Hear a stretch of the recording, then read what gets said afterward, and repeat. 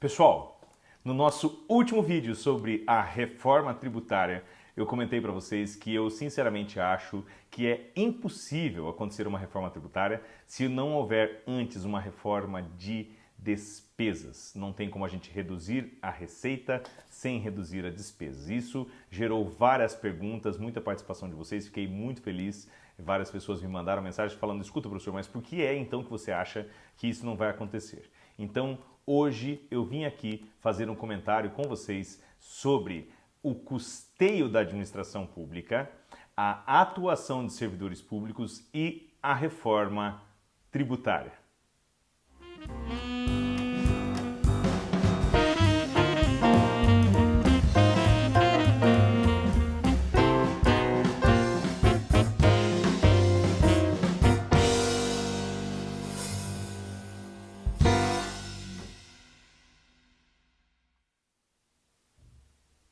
Você gostou do tema desse vídeo? Você acredita que isso seja algo que vai te ajudar a ter pelo menos uma visão um pouco mais clara do que a gente fala na reforma tributária?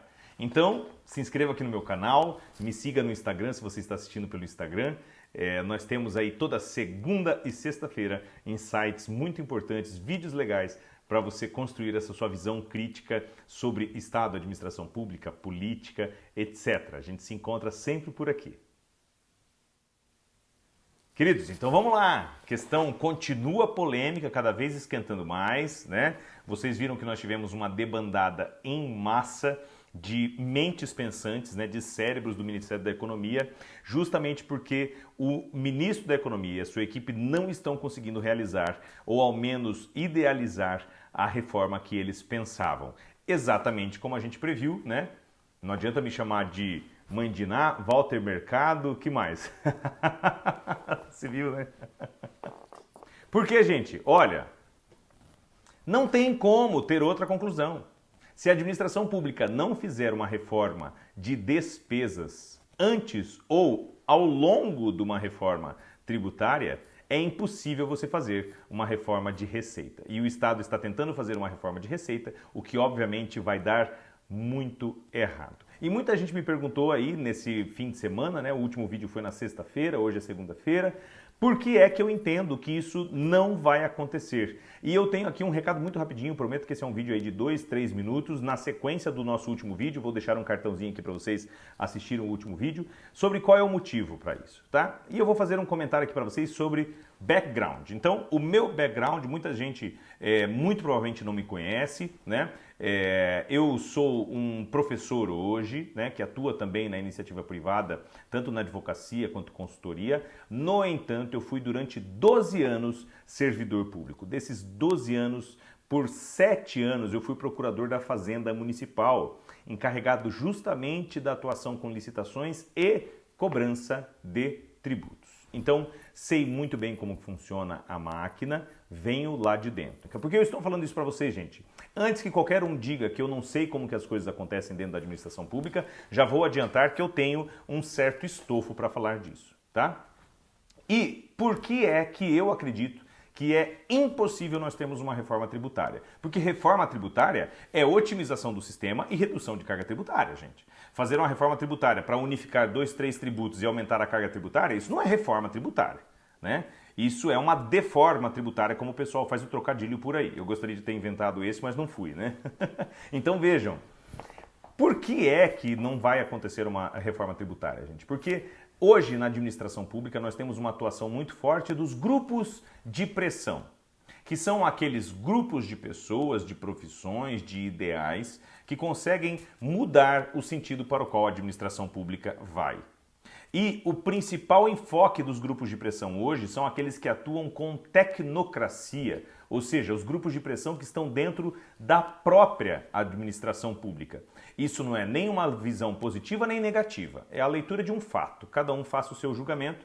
Eu acredito que isso, numa certa medida, é bastante positivo, porque foi o que foi idealizado quando nós criamos o sistema de estabilidade, de uma imunização política dos servidores públicos. Agora, é óbvio que isso tem as suas contrapartidas. Uma delas é a seguinte, pessoal. A administração pública tem efetivamente instrumentos que são limitados, mas são instrumentos existentes para que ela consiga ir lá e fazer a limitação da remuneração dos servidores. Portanto, a administração pública tem instrumentos para reduzir a despesa com servidores públicos.